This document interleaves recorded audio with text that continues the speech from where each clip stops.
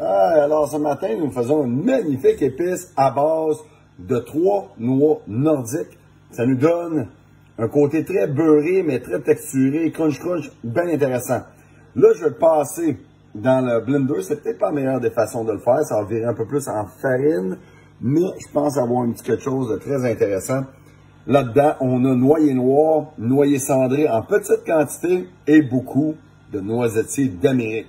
Avec évidemment un peu de sel, un peu de poivre noir et poivre rouge pour côté aromatique intéressant du poivre rouge, ou poivre rouge, je crois.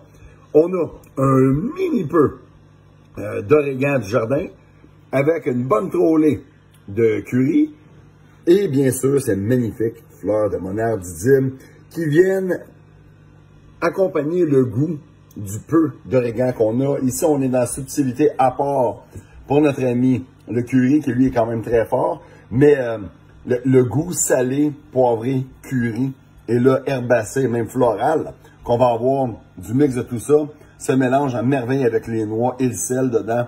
J'ai même le goût d'y rajouter un sel de champignon, mais je pense que je vais le faire on the side par la suite afin de vérifier est-ce que je refais cette épice-là. Parce qu'on en a fait une très similaire à ça en petite quantité l'autre fois. Laisse-moi vous dire, en fait, en salade, c'est très très bon. D'où l'idée d'on mettrait les champignons à côté, parce que les champignons, on va vouloir les mettre dans de quoi qui va cuire.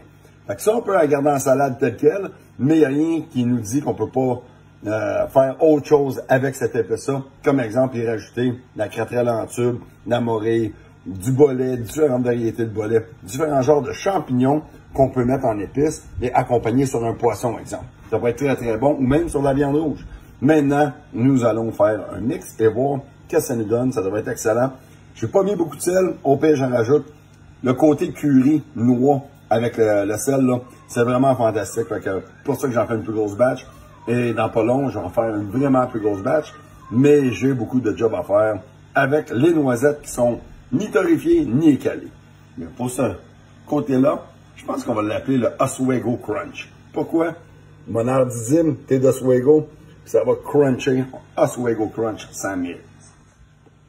Quasi catastrophique, mais le résultat est incroyable. À cause du gras, évidemment, ça tourne à une vélocité quand même vite, hein, fait que ça chauffe la patente un peu, fait que c'est important de ne pas faire trop. Fait que moi, il gênait tout, fait que j'ai essayé de me regarder. Fait que là, qu'est-ce qu'on va être obligé de faire? C'est d'étaler ça sur du papier parchemin, sur un tray pour mettre au déshydrateur. Et la saveur de ça, mesdames et messieurs, est encore une fois incroyable.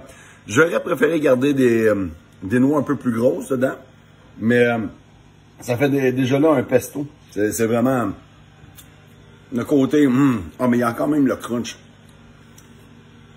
Il y a un peu de poivre, il y a un peu de sel, le curry, ça rehausse, puis la saveur des noix mixées là-dedans, là.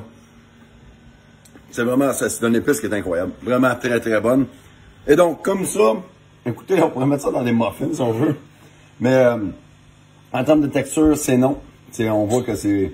Regardez-moi les doigts, là. Puis évidemment, on a des noix là-dedans.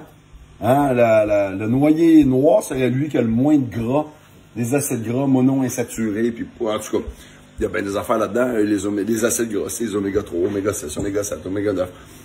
Oméga, tout ça achète des genres de différents acides organiques retrouvés dans les noix. La noisette, 63%. La noix de beurre, 60%. Ça veut dire noyer cendré. Fait qu'on peut s'argumenter sur qui en a le plus. Normalement, c'est la noix de beurre, mais selon les dires de Annie Schneider, excusez-moi, par 100 grammes, les noisettes possèdent 63% de gras. Fait que les noix nordiques, c'est vraiment, c'est bon pour nous, évidemment. Faut pas manger en grande quantité. Faut tout le temps, faudrait penser à enlever l'enveloppe, qui enveloppe les noix, un peu comme les amandes. Ça a l'air qu'il y a beaucoup de lectine là-dedans, puis trop de lectine, c'est pas bon, mais on verra pas fou avec ça non plus, là, les acides de lectine.